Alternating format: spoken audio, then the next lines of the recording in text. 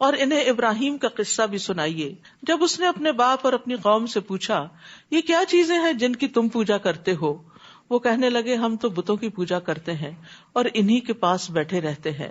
ابراہیم نے پوچھا جب تم انہیں پکارتے ہو تو یہ تمہاری بات سنتے ہیں یا تمہیں کوئی فائدہ یا نقصان پہنچا سکتے ہیں؟ وہ کہنے لگے نہیں، بلکہ ہم نے اپنے آباء و اجداد کو ایسا کرتے پایا۔ ابراہیم نے کہا بھلا دیکھو تو جن کو تم پوچھتے ہو اور تمہارے پہلے آباء و اجداد بھی پوچھتے رہے ہیں، یہ تو میرے دشمن ہیں، یعنی جو جہنم میں لے جانے والے ہیں، بجز رب العالمین کے۔ کون ہے رب العالمین؟ اتنا خوبصورت اس کو ڈیفائن کیا ابراہیم علیہ السلام نے، الذی خلقنی فہو یہدین، جس نے مجھے پیدا کیا اور وہی میری رہنمائی کرتا ہے، والذی هو یطعمنی ویسقین، وہی مجھے کھلاتا ہے اور پلاتا ہے۔ اسی لیے رات کو سوتے وقت آپ آخری دعا کیا کرتے ہیں؟ آخری دعاؤں میں الحمدللہ الذی اطعمنا وسقانا، آپ اس کی تعریف کر کے سوتے ہیں جو آپ کو کھلاتا ہے اور پلاتا ہے۔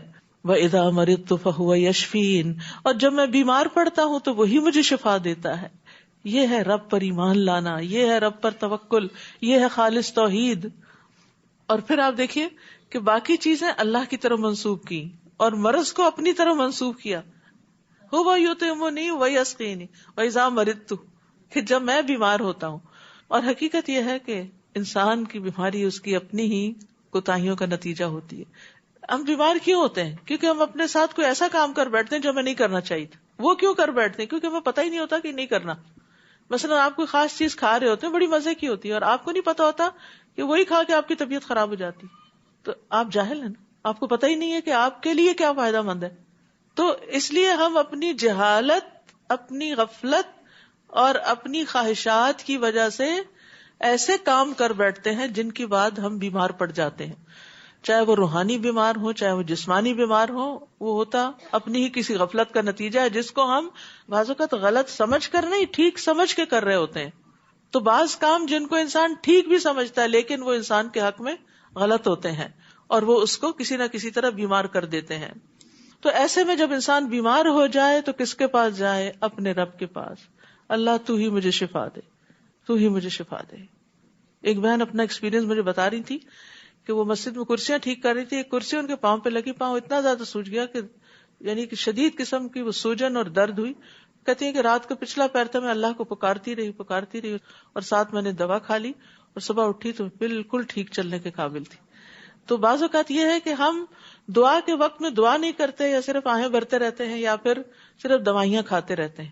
تو یہ بات ریسرچ سے بھی ثابت ہے کہ دوا کے ساتھ دعا کرنے والے مریض جلد صحت یاب ہوتے ہیں، اور اللہ ہی اصل میں تو شفا دیتا ہے، دوا میں بھی تاثیر وہ ڈالتا ہے، اور اس وقت جب ڈاکٹر کو اللہ ہی سمجھ دے کہ یہ دوا اس مریض کو دے دو، ورنہ وہ الٹی بھی دے دیتا ہے اور انسان ڈاکٹروں کے ہاتھوں مرتے بھی ہیں۔ پچھلے دنوں میں ایک آرٹیکل پڑھ رہی تھی کہ کس کثیر تعداد میں لوگ ڈاکٹروں کے ہاتھ مرتے، کہتے ہیں ایکسیڈنٹس میں اتنے لوگ نہیں مرتے جتنے ڈاکٹروں کی غلط دوائیاں تجویز کرنے سے مرتے۔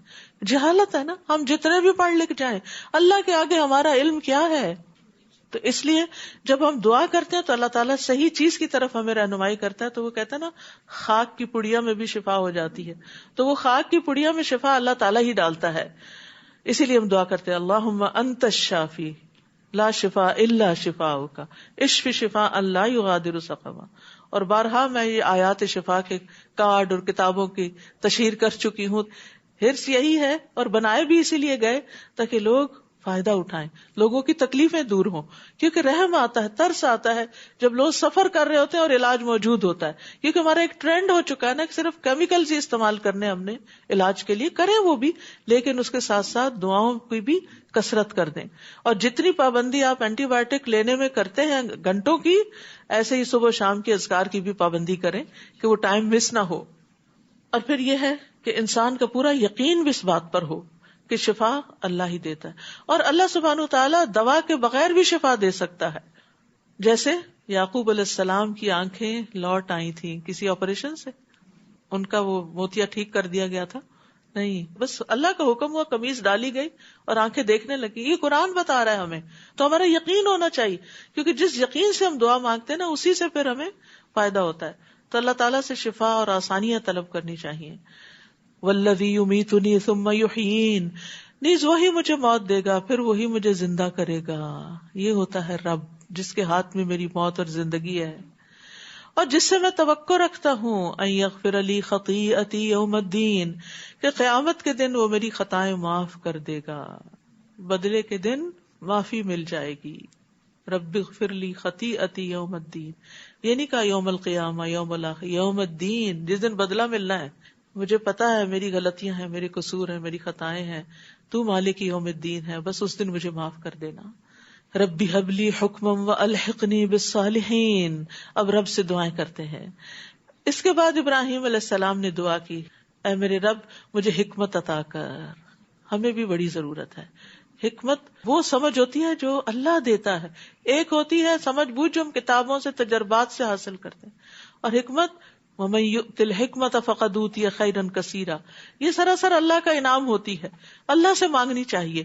اور جب حکمت آ جاتی ہے تو آپ کے اندر ایسی فراست آتی ہے، آپ چیزوں کو اس طرح سمجھنے لگتے ہیں کہ جیسے کوئی اور سمجھ نہیں پاتا، اور بعض اوقات آپ کا نقطہ نظر لوگ نہیں سمجھ پاتے، اتنی دور رس آپ کی نگاہ ہو جاتی. کوئی چھوٹی سی بات کرتا ہے، اس سے آپ ایک بڑی بات کا نتیجہ اخذ کر لیتے ہیں. یہ حکمت کی وجہ سے ہوتا ہے. وَأَلْحِقْنِي بِالصَّالِحِينَ، یہ ان کی دعا تھی کہ نیک لوگوں کا ساتھ ہو.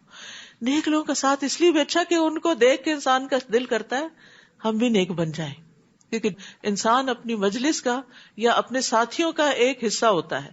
جیسے وہ ہوتے ہیں ویسا ہی وہ ہو جاتا ہے. خربوزے سے خربوزہ رنگ پکڑتا ہے. دوسرا یہ ہے کہ نیک لوگوں کی وجہ سے انسان برائیوں سے بچا رہتا ہے. پھر یہ ہے کہ نیک لوگوں کے ساتھ ہوتا ہے تو مرتے وقت وہی قریب ہوتے ہیں اور کلمہ پڑھوا دیتے ہیں.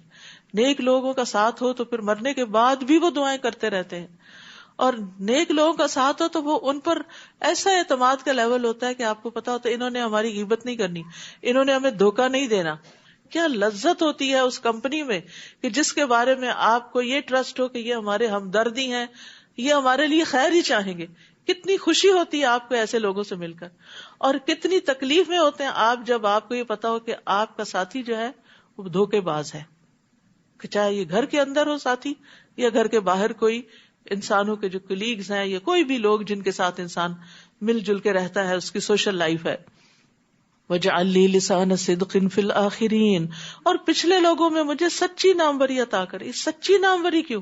کیونکہ بہت سے لوگ کام نہیں کرتے لیکن تعریف بہت چاہتے. منافقین کی بھی کوالٹی تھی وَيُحِبُّونَ أَن يُحْمَدُوا بِمَا لَمْ يَفْعَلُوا، وہ پسند کرتے ہیں کہ ان کی اس کام پہ تعریف کی جائے جو انہوں نے کیا ہی نہیں. استغفر اللہ. یہ ہم سب کو بھی اپنا جائزہ لینا چاہیے کہ ہم انڈیو ایڈوانٹیج تو نہیں لیتے کہ کام ہم نہیں کرتے، کام دوسرے کریں اور فرنٹ پہ ہم ہو کہ جیسے سارا کمال ہم نے کیا. تو ایسی چیز سے بھی پناہ مانگنی چاہیے، کیونکہ یہ بہت بڑا دھوکہ، انسان نیکیوں میں پیچھے رہ جاتا ہے. کیونکہ جب سب واہ واہ کرنے لگتے تو انسان تو ہوتا ہے میں تو بہت کچھ بن گیا ہوں. تو ہو سکتا ہے کہ ان کی آنکھوں کا دھوکہ اور وہ جھوٹی تعریف کر رہے ہوں، یا ویسے ہی آپ کی ایک کرٹیسی میں کوئی بات آپ کے لیے کہہ رہے ہوں. تو ابراہیم علیہ السلام نے بڑی خوبصورت دعا مانگی کہ اللہ سچی ناموری، یعنی جو واقعی درست ہو اور بعد میں بھی لوگ اچھے الفاظ سے یاد کریں تاکہ ان کے لیے بھی ایک نمونہ بن جاؤں. تو اللہ سبحانہ تعالیٰ نے ابراہیم علیہ السلام کو کیا بنا دیا، پھر نبی صلی اللہ علیہ وسلم اور آپ کے ساتھیوں کے لیے کیا ہے، بہترین نمونہ ہے. اور مجھے نعمتوں والی جنتوں کے وارثوں میں شامل کر دے، اور میرے باپ کو معاف کر دے، بلا شبہ وہ گمراہوں میں سے ہے. اور جس دن لوگ دوبارہ اٹھائے جائیں گے مجھے رسوا نہ کرنا، یعنی باپ کی وجہ سے. جس دن مال اور اولاد کام نہ آئے گی، مال اور بیٹے فائدہ نہ دیں گے، بجز اس کے کہ کوئی اطاعت گزار دل لے کر اللہ کے حضور حاضر ہو. الا من اتى اللہ بقلب سلیم. یہ قلب سلیم کیا ہوتا ہے؟ اس کی 5 صفات ہوتی ہیں: اسلم، سلم، استسلم، سلم، سالم. اسلم کا معنی ہے وہ اللہ کے لیے مطیع ہے. سلم کا معنی ہے اس نے رسول اللہ کی اطاعت کو تسلیم کر لیا. استسلم کا معنی اس نے اللہ کی قضاء اور قدر کے فیصلے کو قبول کر لیا. سلم کا معنی ہے وہ ہر اس چیز سے سلامتی میں آ گیا، پاک ہو گیا جو اللہ کے ذکر اور عبادت سے دور کرنے والی ہے. سالم کا معنی ہے اس نے اللہ کے دوستوں سے صلح کر لی اور اللہ کے دشمنوں سے دشمنی کر لی. تو یہ سلامت دل کی 5 صفات ہیں. جس انسان کے اندر یہ 5 کوالٹیز ہوں گی اس کا دل قلب سلیم ہوگا، اور پھر وہ قلب سلیم اس کے لیے نجات کا باعث ہوگا، یہ کام آئے گا، کیونکہ اللہ تعالیٰ انسان کے دل کی حالت کو دیکھے گا. اللہ شکل نہیں دیکھے گا، دل دیکھے گا. رسول اللہ صلی اللہ علیہ وسلم سے پوچھا گیا افضل لوگ کون ہیں، بہترین کون لوگ ہیں؟ فرمایا ہر پاک صاف دل والا، زبان کا سچا. لوگوں نے کہا زبان کے سچے کو تو ہم جانتے ہیں، یہ پاک صاف دل والا کون ہے؟ فرمایا پرہیزگار، صاف ستھرا، جس کے دل میں نہ گناہ ہو، نہ ظلم، نہ کینہ، نہ حسد. اللہ ہم ان سب چیزوں سے بچائے، کیونکہ کہیں نہ کہیں سے یہ حسد آ ہی جاتا ہے انسان کے اندر، اور یہ اللہ کے رحمت سے ہی انسان سے دور ہوتا ہے. اور قلب سلیم کی دعا بھی کرنی چاہیے. وَأَسْأَلُكَ قَلْبًا سَلِيمًا وَلِسَانًا صَادِقًا وَأُزْلِفَتِ الْجَنَّةُ لِلْمُتَّقِينَ. اس دن جنت پرہیزگاروں کے قریب لے آئی جائے گی اور گمراہ لوگوں کو جہنم سامنے دکھائی جائے گی، اور ان سے کہا جائے گا تمہارے وہ معبود کہاں ہیں جن کی تم اللہ کے سوا پوجا کرتے تھے؟ کیا وہ تمہاری مدد کر سکتے ہیں یا وہ اپنے آپ کو بچا سکتے ہیں؟ ان معبودوں کو اور ان گمراہوں کو جہنم میں منہ کے بل پھینک دیا جائے گا، اور ابلیس کے سب لشکروں کو بھی جو اس کے ساتھی ہیں. قالوا وهم فيها يختصمون. جہنم میں یہ سب آپس میں جھگڑ رہے ہوں گے. گمراہ لوگ اپنے معبودوں سے کہیں گے تاللہ ان كنا لفی ضلال مبین، اللہ کی قسم ہم تو واضح گمراہی میں مبتلا تھے. اب کیا فائدہ ماننے کا؟ دنیا میں کاش نظر آ جاتی، آنکھیں کھل جاتی. جبکہ تمہیں رب العالمین کے برابر سمجھ رکھا تھا، ہمیں مجرموں نے اس گمراہی میں ڈالا تھا. اب دوسروں کو بلیم کریں گے. آج تو ہمارا کوئی سفارشی بھی نہیں، نہ کوئی مخلص دوست. کاش اگر ہمیں ایک دفعہ پھر دنیا میں لوٹنے کا موقع مل جائے تو ہم مومنوں میں شامل ہوں. مخلص دوست ہوتے تو دنیا میں ہی برائی سے روکتے. ان فی ذلک لآیہ وما کان اکثرهم مؤمنین. اس میں بھی ایک نشانی ہے اور ان میں سے اکثر ایمان لانے والے نہیں، اور بے شک آپ کا رب ہی سب پر غالب اور رحم کرنے والا ہے. نوح کی قوم نے بھی رسولوں کو جھٹلایا تھا، جبکہ ان کے بھائی نوح نے ان سے کہا کیا تم اللہ سے نہیں ڈرتے؟ میں تمہارے لیے ایک امانت دار رسول ہوں، لہٰذا اللہ سے ڈرو اور میری اطاعت کرو. میں تم سے اس تبلیغ پر کوئی صلہ نہیں مانگتا، میرا صلہ تو اللہ رب العالمین کے ذمہ ہے، لہٰذا تم اللہ سے ڈرتے رہو اور میری اطاعت کرو. وہ کہنے لگے کیا ہم تجھ پر ایمان لائیں، حالانکہ تمہاری پیروی تو بہت گھٹیا لوگوں نے کی ہے. نوح علیہ السلام نے کہا میں کیا جانوں کہ وہ کیا کام کرتے ہیں، ان کا حساب تو میرے رب کے ذمہ ہے. کاش تم شعور رکھتے. میں ایمان لانے والوں کو پرے ہٹانے والا نہیں، میں تو بس ایک صاف صاف ڈرانے والا ہوں. وہ کہنے لگے نوح اگر تم باز نہ آئے تو تمہیں سنسار کر دیا جائے گا. تو نوح علیہ السلام نے دعا کی اے رب میری قوم نے مجھے جھٹلا دیا، لہٰذا میرے اور ان کے درمیان قطعی فیصلہ کر دے اور مجھے اور میرے ساتھی مومنوں کو ان سے نجات دے. چنانچہ ہم نے اسے اور اس کے ساتھیوں کو ایک بھری ہوئی کشتی میں سوار کر کے بچا لیا اور اس کے بعد باقی لوگوں کو غرق کر دیا. اس واقعے میں بھی ایک نشانی ہے مگر ان میں سے اکثر لوگ ماننے والے نہیں، اور یقیناً تمہارا رب سب پر غالب اور رحم کرنے والا ہے. قوم عاد نے بھی رسولوں کو جھٹلایا تھا، جبکہ ان کے بھائی ہود نے انہیں کہا تھا کیا تم اللہ سے نہیں ڈرتے؟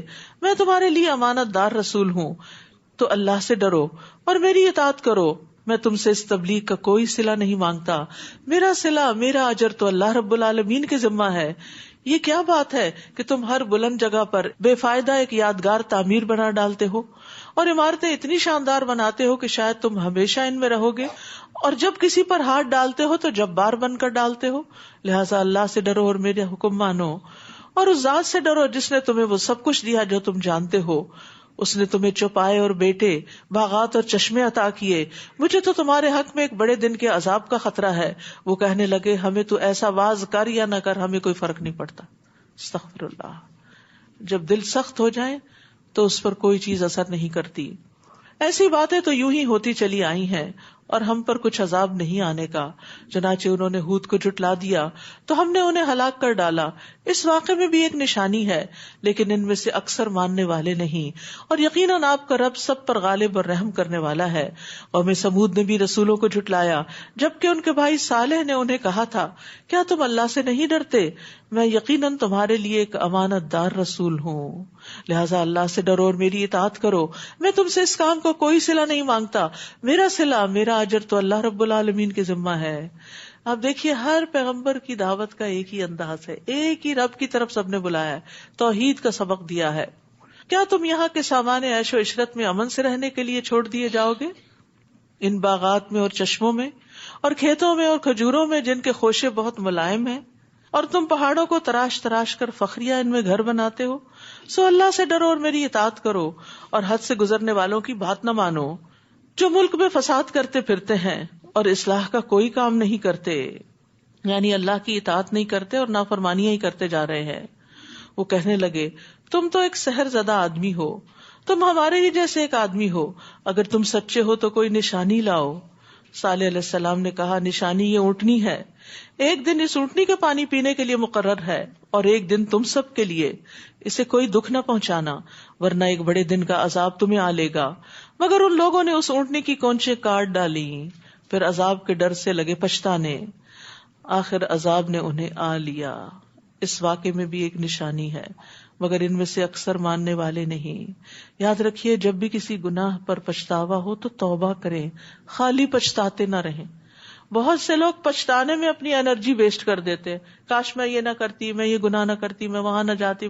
نہیں، اب کیا کریں؟ انڈو کریں اس کو۔ ان الحسنات یذہبن السیئات، نیکیاں برائیوں کو دور کر دیتی ہیں۔ اسی طرح کسی انسان کے حق میں کوئی کمی کوتاہی ہو، کسی کی غیبت ہو گئی مثلا، آپ نے کوئی غلط مذاق کر دیا اور اس کا دل ٹوٹ گیا، کسی کے ساتھ آپ نے کوئی اور بدگمانی کر لی، اب بعد میں جو ضمیر ہوتا ہے نا وہ انسان کو بتاتا ضرور ہے ایک دفعہ یہ تم نے ٹھیک نہیں کیا، جس چیز پر اندر سے آواز آئے یہ ٹھیک نہیں، فوراً یہ توبہ استغفار شروع کر دی، یا اللہ تو مجھے معاف کر دے۔ پتہ نہیں کیسے منہ سے بات نکل، میں نے ایسے سوچا ہی کیوں، یہ کام کیوں کر دیا، میں نے اس کو نہ کیوں کر دی۔ بعض اوقات ہوتا ہے نا کوئی شخص ضرورت لے کے آتا ہے تو آپ غصے میں بیٹھے ہوتے ہیں، اس کو نہ کر دیتے ہیں اور بعد میں آپ کو افسوس ہوتا ہے، واپس چلے جائیں، سوری مجھ سے غلطی ہو گئی۔ پھر اسی طرح اللہ سبحانہ وتعالیٰ کے حق میں کوئی کمی ہو گئی، فوراً توبہ۔ تو اس چیز سے انسان کی انرجی پازیٹو رخ پہ چل پڑتی ہے اور وہ پریشانیوں اور غم سے اور تکلیف سے محفوظ ہو جاتا ہے۔ ورنہ شیطان کا طریقہ یہی ہے، پہلے غلطی کرواؤ اور پھر جب کر بیٹھے تو نادمی کرواتے رہو، پشیمانی رکھو، پریشانی رکھو۔ تو شیطان کی ان دونوں چالوں سے محفوظ رہنا ہے۔ آخر عذاب نے انہیں آ لیا کیونکہ توبہ جو نہیں کی۔ اس واقعے میں بھی ایک نشانی ہے مگر ان میں سے اکثر ماننے والے نہیں۔ بلا شبہ آپ کا رب بھی سب پر غالب اور رحم کرنے والا ہے۔ اور لوط کی قوم نے بھی رسولوں کو جھٹلایا تھا جبکہ انہیں ان کے بھائی لوط نے کہا تھا کیا تم اللہ سے نہیں ڈرتے؟ یقیناً میں تمہارے لیے امانت دار رسول ہوں۔ امانت رسولوں کا خاصہ ہوتی ہے، لہٰذا اللہ سے ڈرتے رہو اور میری اطاعت کرو، اور میں اس تبلیغ کے کام پر تم سے کوئی صلہ نہیں مانگتا، میرا صلہ تو اللہ رب العالمین کے ذمہ ہے۔ کیا تم جہان والوں میں سے مردوں کے پاس جاتے ہو اور تمہارے رب نے تمہارے لیے جو بیویاں پیدا کی ہیں انہیں چھوڑ دیتے ہو؟ بلکہ تم لوگ تو حد سے نکل گئے ہو، حد سے آگے گزر گئے ہو۔ بل انتم قوم عادون، کہ تم نے کیا طریقہ اختیار کر لیا کہ جس میں رب کی ناراضگی بھی ہے، عورتوں کی حق تلفی بھی ہے اور فطرت کی خلاف ورزی بھی ہے۔ وہ کہنے لگے اے لوط تم اگر ان باتوں سے باز نہ آئے تو تمہیں جلاوطن کر دیا جائے گا۔ اس نے کہا میں تمہارے اس کام سے سخت بیزار ہوں، میں اس سے اگری نہیں کرتا، اور یہی مومن کی شان ہوتی ہے۔ پھر دعا کی اے رب جو کام یہ لوگ کر رہے ہیں اس سے مجھے اور میرے گھر والوں کو نجات دے دے، ہمیں اس ماحول سے نکال دے۔ چنانچہ ہم نے اسے اور اس کے سب اہل خانہ کو نجات دی بجز ایک بڑھیا کے جو پیچھے رہ جانے والوں میں شامل تھی۔ پھر باقی ماندہ لوگوں کو ہم نے ہلاک کر دیا اور ہم نے ان پر ایک خاص بارش برسائی۔ کتنی بری تھی وہ برسات جو ڈرائے جانے والے لوگوں پہ برسائی گئی۔ وہ پانی والی بارش نہیں تھی، وہ پتھروں کی بارش تھی۔ سوچئے کبھی اولے بھی پڑتے ہیں نا، تھوڑا سائز بڑا ہو جائے تو گھبراہٹ شروع ہو جاتی ہے، ونڈوز ٹوٹ جائیں گی، ونڈ سکرینز ٹوٹ جائیں گی، فصلیں تباہ ہو جائیں گی، کیا کیا نقصان ہو جائیں گے، اور اگر انسان خود باہر ہو تو چوٹ لگتی ہے، مگر وہ آپ نے دیکھا ہوگا کہ اولے زمین پہ گرتے ٹوٹ جاتے ہیں، آئسی تو ہوتی ہے، لیکن یہ پتھر، اور وہ بھی کھنگر کی قسم کے پتھر جو سخت پکے پتھر تھے کہ جو لگ کے بھی ٹوٹنے والے نہیں تھے، بلٹس کی طرح ان کے اندر جا رہے تھے اور ان کو ہلاک کرنے کا باعث تھے۔ اس واقعے میں بھی ایک نشانی ہے لیکن ان میں سے اکثر ماننے والے نہیں، اور یقیناً آپ کا رب سب پر غالب اور رحم کرنے والا ہے۔ اصحاب الایکا، اصحاب مدین نے بھی رسولوں کو جھٹلایا جبکہ ان سے شعیب نے کہا کیا تم ڈرتے نہیں؟ میں تمہارے لیے امانت دار رسول ہوں۔ ہر رسول نے اپنی امانت کی تسلی دی کہ میں جو بات کروں گا درست کروں گا۔ تو لہٰذا اللہ سے ڈرو اور میری اطاعت کرو. میں تم سے اس تبلیغ کا کوئی صلہ نہیں مانگتا، میرا صلہ تو اللہ رب العالمین کے ذمہ ہے. ناپ پورا دیا کرو اور لوگوں کو گھاٹا نہ دیا کرو، اور سیدھی ترازو سے تولا کرو، اور لوگوں کو ان کی اشیاء کم نہ دیا کرو، اور زمین میں فساد نہ مچاتے پھرو. اور اس رب سے ڈرو جس نے تمہیں پیدا کیا اور تم سے پہلے لوگوں کو بھی. وہ کہنے لگے تم تو ایک جادو کے مارے ہوئے آدمی ہو اور ہم ہی جیسے ایک انسان ہو، اور ہم تو تمہیں جھوٹا ہی خیال کرتے ہیں. ہر پیغمبر کو یہ لفظ سننا پڑا کہ ان پہ جادو ہو چکا ہے، ان کا دماغ چل چکا ہے، یہ مجنون ہے. یہ پیغمبروں کی سنت ہے. لہٰذا اگر آج آپ پہ کوئی الزام لگائے تو مائنڈ نہ کریں، وہی طریقہ اختیار کریں جو پیغمبروں نے کیا. وہ اس پر ان سے روٹ نہیں گئے کہ اب میں نہیں تمہیں کچھ بتانے والا، تم مجھ پہ اتنے جھوٹے الزام لگا رہے. ہمارا طرز عمل کیا ہوتا ہے؟ ذرا سے کسی شخص سے تکلیف پہنچی ہے تو اسے بائیکاٹ ہی کر دیا. فَأَسْقِطْ عَلَيْنَا كِسَفًا مِّنَ السَّمَاءِ إِن كُنتَ مِنَ الصَّادِقِينَ. اگر تم سچے ہو تو ہم پر آسمان سے کوئی ٹکڑا گرا دو. شعیب نے کہا جو کچھ تم کرتے ہو میرا رب اسے خوب جانتا ہے. اس بات کا جواب نہیں دیا کیونکہ کچھ بڑے نامعقول مطالبے ہوتے ہیں، ان پہ توجہ نہیں دینی چاہیے. جیسے بچے بھی ہے نا، بعض اوقات بہت ان ریئلسٹک فرمائشیں کرتے ہیں کہ جو ان کو پتہ بھی ہوتا ہے یہ پوری ہونے والی نہیں. تو اس بات میں نہ پڑے اس چیز کا یہ نقصان ہے، اس کا یہ فائدہ ہے، یہ فلاں ہے فلاں. بات بدلیں، کیونکہ کچھ باتوں کو صرف بدل کر ہی خلاصی ہو سکتی ہے. ٹاپک چینج کریں، کیونکہ دوسرا ابھی دلیل سننے کے موڈ میں نہیں ہے. تو جب کوئی دلیل سن نہ رہا ہو تو اپنی دلیلیں گوائیں نہیں. ٹھیک ہے. فَكَذَّبُوهُ فَأَخَذَهُمْ عَذَابُ يَوْمِ الظُّلَّةِ إِنَّهُ كَانَ عَذَابَ يَوْمٍ عَظِيمٍ. چنانچہ انہوں نے شعیب کو جھٹلا دیا تو سائے والے دن کے عذاب نے انہیں آ پکڑا. بلا شبہ وہ بڑے سخت دن کا عذاب تھا. اس واقعے میں بھی ایک نشانی ہے مگر ان میں سے اکثر ماننے والے نہیں ہیں. اور آپ کا رب یقیناً سب پر غالب اور رحم کرنے والا ہے. وَإِنَّهُ لَتَنزِيلُ رَبِّ الْعَالَمِينَ. بلا شبہ یہ قرآن رب العالمین کا نازل کردہ ہے. یہ قرآن کی ڈیفینیشن ہے. نزل بہ الروح الامین علی قلبک، جسے روح الامین یعنی جبریل لے کر آپ کے دل پہ نازل ہوئے، دل پہ اترا ہے قرآن. لتکون من المنذرین، تاکہ آپ خبردار کرنے والوں میں شامل ہو جائیں. قرآن کے آنے کا مقصد کیا ہے کہ لوگوں کو خبردار کیا جائے. بلسان عربی مبین، جو کہ فصیح عربی زبان میں ہے.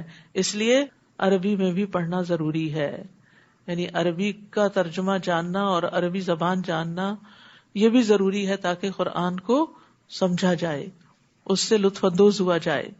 عربی کو ایک طرف رکھ کے صرف ٹرانسلیشن پڑھ لینا کافی نہیں ہوتا، وہ ٹرانسلیشن ہوتی ہے، قرآن نہیں ہوتا. اور یقیناً اس کا ذکر پہلے صحیفوں میں موجود ہے کہ آخری نبی کو ایک ایسی زبردست کتاب دی جائے گی.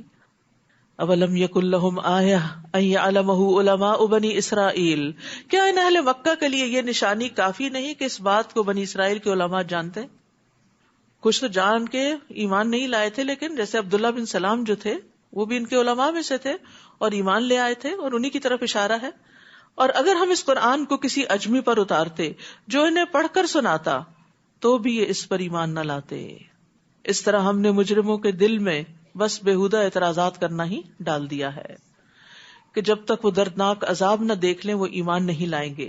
پھر اچانک ان پر دردناک عذاب آ جائے گا اور انہیں خبر تک نہ ہوگی. اس وقت وہ کہیں گے کیا ہمیں کچھ مہلت مل سکتی ہے؟ کیا یہ ہمارا عذاب جلد طلب کرتے ہیں؟ بھلا دیکھو اگر ہم انہیں برسوں عیش کرنے کی مہلت دے دیں پھر ان پر وہ عذاب آ جائے جس کا ان سے وعدہ کیا جاتا ہے تو بھی وہ سامان عیش و عشرت جس سے وہ لطف اندوز ہو رہے تھے ان کے کچھ کام نہ آئے گا. انسان کی موت کتنی بھی ٹل جائے، کتنا بھی انسان اس سے بچ جائے، لیکن ایک دن اس کو مرنا ہے، موت سے بچ نہیں سکتا. امام غزالی کی وہ مشہور کہاوت آپ نے سن رکھی ہوگی نا کہ ایک شخص کے پیچھے شیر لگ گیا، آگے کنواں تھا، اس میں اس نے چھلانگ لگا دی اور رسی پکڑ کے کہا میں محفوظ ہو گیا ہوں، لیکن نکلوں گا جب باہر جب شیر جائے گا. تو شیر بھی وہیں کھڑا رہا، اس کو بھی خوشبو آ رہی تھی. تو اتنے میں اس نے دیکھا کہ جو رسی ہے اس کو 2 چوہے کتر رہے ہیں، اور پھر تھوڑی دیر میں اس کی نظر ایک ہنی کامب پہ پڑی تو وہاں سے وہ شہد لے کے کھانے میں مصروف ہو گیا. جب وہ کھانے لگا تو اس کو بڑا مزہ آ گیا اور اس کو بھول گیا کہ شیر بھی کھڑا ہے اور جو 2 چوہے وہ بھی رسی کتر رہے ہیں.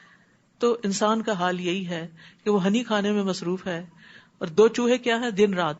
تو یہ دن رات ہماری زندگی کو کم کریں، رسی کتر رہے ہیں، کترتے کترتے ایک دن پوری کتر جائیں گے. اور موت جو ہے وہ تو سر پہ کھڑی ہے شیر کی طرح، اس نے تو ٹلنا ہی نہیں. لیکن انسان یہ سمجھتا ہے کہ ابھی کچھ دن اور مزے کر لوں. تو بھلا جتنے بھی انسان مزے کر لے، آخر ایک دن تو مرنا ہی ہے. اس لیے عقل مند ہوا ہے جو اس کی تیاری کر لے، وہ ہنی کھانے میں مصروف نہ رہے، وہ دنیا کے میٹھے کے پیچھے نہ بھاگتا رہے کہ صرف اپنی خواہشات کی پیروی کرنا. دنیا کے مثلاً کون کون سے اہم کام ہوتے ہیں؟ تعلیم حاصل کرنا، شادی کرنا، یا گھر خریدنا، یا اور پراپرٹی بنانا، جاب کرنا، وغیرہ وغیرہ. کوئی بھی چیز جس کو انسان اپنی زندگی میں بڑا اہم سمجھتا ہے کہ مجھے یہ کرنا ہے، تو پھر اس کے لیے کیا کرتا ہے؟ دن رات سوچتا ہے، پھر اس کے لیے سامان اکٹھا کرتا ہے، اس کے لیے اسباب مہیا کرتا ہے، اور پھر اس کو ایگزیکیوٹ کرتا ہے. اور جس وقت وہ دن آتا ہے جب اس نے اس کو پریزنٹ کرنا ہوتا ہے، یا وہ خاص دن ہوتا ہے جس دن اس کو ڈگری ملنی ہوتی ہے، تو پھر اس دن اس کو خوشی اور اطمینان ہوتا ہے. اور جو تیاری نہیں کرتا وہ اس دن فیل ہوتا ہے. تو اسی طرح جو لوگ موت کی تیاری کرتے ہیں وہ دن رات موت کے بارے میں سوچتے بھی ہیں. سوچتے اس معنی نہیں کہ ڈپریشن اس طرح کا ہو جائے کہ انسان کچھ کرنے کے قابل نہ رہے اور بیمار پڑ جائے. یہ سوچنا فائدہ نہیں دیتا. سوچنا یہ کہ اس کے لیے سامان اکٹھا کروں، پلاننگ کروں، تیاری کروں کہ جب موت آئے گی تو کیا ہوگا، میں کہاں ہوں گا، میں کن کے ہاتھوں میں ہوں گا، میرے ساتھ کیا بیتے گی، قبر میں کیا ہوگا، وہ سوال کیا ہیں ان کے لیے، اور قبر میں نیک اعمال کتنے چاہیے وہ بھی کچھ کر کے رکھ لوں. یعنی جس طرح بیٹی کی شادی کی جہیز کی تیاری اور شادی کے کپڑوں کی تیاری کرتے ہیں، اسی طرح اپنے کفن اور اپنے آگے کے نیک اعمال کی تیاری بھی کرنی چاہیے. تو زندگی کے عیش و عشرت، زندگی کے کمفرٹس، یہ انسان کا نقصان ہی بڑھاتے ہیں. لمبی عمر میں اگر انسان نیکیاں نہ کرے تو گناہوں کا وبال ہی جمع ہوتا رہتا ہے، اور مہلت اگر انسان کو زیادہ ملتی چلی جائے یعنی گناہوں کے ساتھ، تو وہ اس کے لیے اور زیادہ خسارے کا باعث بن جاتا ہے. نبی صلی اللہ علیہ وسلم نے فرمایا، یقیناً اللہ اس بندے کا عذر پورا کر دیتے ہیں جسے اللہ نے 60 یا 70 سال کی زندگی عطا فرمائی ہو. یقیناً اللہ اس کا عذر پورا کر دیتے ہیں، یقیناً اس کا عذر پورا کر دیتے ہیں. اب اس کے پاس کوئی بہانہ نہیں رہتا کہ ہائے میں تو اتنا مصروف تھا کہ مجھے نیکی کرنے کا موقع نہیں ملا. کیونکہ 60-70 سال کی عمر وہ ہوتی ہے جس میں انسان نے جو بننا ہوتا ہے بن چکا ہوتا ہے، جو جاب کرنی ہوتی کر چکا ہوتا ہے، وہ ریٹائر ہو چکا ہوتا ہے، عام طور پہ بچوں کی بھی شادیاں ہو چکی ہوتی ہیں، ساری ذمہ داریوں سے فارغ ہوتا ہے. اب بھی اگر وہ صرف دنیا کی رونقوں میں ہی جی رہا ہے اور اپنی آخرت کی تیاری نہیں کر رہا تو پھر خسارے میں ہی ہے. یہ وقت تو پھر زیادہ سے زیادہ میکسیمم انسان کو آخرت پر فوکس ہو کے گزارنا چاہیے. اس کا مطلب نہیں کہ پچھلی زندگی غفلت میں گزارے، لیکن جس کے 60 سال پورے ہو جائیں اس کو تو پھر آگے کی زیادہ سوچنی چاہیے پیچھے کی نسبت. لیکن افسوس یہ کہ آج کل بعض بزرگ جو ہیں وہ اپنی زندگی گزار کے بچوں کی زندگیوں میں ہی انٹرفیئر کر رہے ہوتے ہیں اور ان کا جینا حرام کیا ہوتا ہے. ہم نے بھی تجربے کیے، وہ بھی کر کے سیکھ جائیں گے. اگر ہماری بات نہیں بھی مانتے تو سو واٹ، کیا بڑی بات ہے، وہ بھی سیکھ جائیں گے، ایک دن سمجھ آ جائے گی ان کو بھی. تو بجائے اس کے کہ ہم ان کے لیے پریشان رہیں اور جلے کوڑیں اور ہر روز فون لگا کے ان کے ہی حالات معلوم کرتے رہیں اور ان کو نصیحتیں کرتے رہیں، بہتر ہے ہم اپنے آپ کو کسی اچھے نیک کام میں مصروف کریں تاکہ خوشحال رہیں، خوش رہیں، اور اس کے ساتھ ساتھ آگے کی تیاری ہوتی رہے، وقت ضائع ہونے سے بچ جائے. اور ہم نے کبھی کسی ایسی بستی کو ہلاک نہیں کیا جہاں کوئی ڈرانے والا نہ بھیجا ہو جو انہیں نصیحت کرے، اور ہم ظالم نہیں. اور اس قرآن کو شیاطین تو لے کر نہیں اترے، یہ بات تو ان کے لائق ہی نہیں اور نہ وہ ایسا کر سکتے ہیں، وہ تو اسے سن پانے سے بھی دور رکھے گئے ہیں، یعنی جب وحی نازل ہوئی. بس اے نبی اللہ کے ساتھ کسی اور کو الہ نہ پکاریے ورنہ آپ بھی سزا پانے والوں میں شامل ہو جائیں گے. شرک اللہ کو کسی سے بھی گوارا نہیں، اور اپنے کنبے کے قریبی رشتہ داروں کو برے انجام سے ڈرائیے. یعنی دین کی دعوت کا آغاز اپنے خاندان سے ہونا چاہیے، لیکن یہ نہیں کہ ساری زندگی انسان انہی میں الجھا رہے. بہت دفعہ ایسا ہوتا ہے کہ آپ گھر والوں کو بتا کے تھکتے، وہ مان کے نہیں دیتے، انسان سوچتا ہے میں کون سی شکل لے کے لوگوں کے سامنے جاؤں، لوگ کہیں گے اپنے گھر والوں کو تو دیکھو. بھئی نہیں وہ مانتے، کیا وہ جو دوسروں کو بتاتا اپنے گھر والوں سے غافل ہوگا؟ یعنی جس چیز کو وہ دوسروں کے لیے اچھا سمجھتا ہے تو پہلے تو اپنے بچوں کے لیے اور اپنے بہن بھائیوں کے لیے اچھا سمجھتا ہے، لیکن ہمیشہ گھر والے توجہ نہیں دیتے بات پر. گھر کی مرغی دال برابر. تو انسان کو اس خیر کے کام کو پھر روکنا نہیں چاہیے. وَاخْفِضْ جَنَاحَكَ لِمَنِ اتَّبَعَكَ مِنَ الْمُؤْمِنِينَ، اور ایمان لانے والوں میں سے جو آپ کی اتباع کرے ان سے تواضع سے پیش آئیے، ساتھیوں کے ساتھ نرمی. پھر اگر وہ آپ کی نافرمانی کریں تو ان سے کہیے کہ جو کچھ تم کرتے ہو میں اس سے بری ذمہ ہوں، اور اس غالب الرحیم پر بھروسہ کیجیے جو آپ کو اس وقت دیکھ رہا ہوتا ہے جب آپ کھڑے ہوتے ہیں، اور سجدہ کرنے والوں کے درمیان آپ کے رکوع و سجود کی حرکات کو بھی دیکھتا ہے. یقیناً وہ سب کچھ سننے والا اور جاننے والا ہے. اللہ اکبر. نماز میں اگر یہ خیال رہے کہ اللہ دیکھ رہا ہے تو خشوع و خضوع خود ہی آ جائے. جب یہ بھولتے ہیں نا تو غفلت طاری ہوتی ہے، تو کبھی کھجانے لگتے ہیں اور کبھی ہلنے لگتے ہیں. اور سجدہ کرنے والوں کے درمیان یعنی صف میں، جماعت کی نماز میں آپ کی حرکات کو بھی دیکھتا ہے. وَتَقَلُّبَكَ فِي السَّاجِدِينَ إِنَّهُ هُوَ السَّمِيعُ الْعَلِيمُ. یقیناً وہ سب کچھ سننے والا اور جاننے والا ہے. آپ لوگوں سے کہیے کیا میں تمہیں بتاؤں شیطان کس پہ نازل ہوتے ہیں؟ وہ ہر جال ساز گناہگار پہ نازل ہوتے ہیں.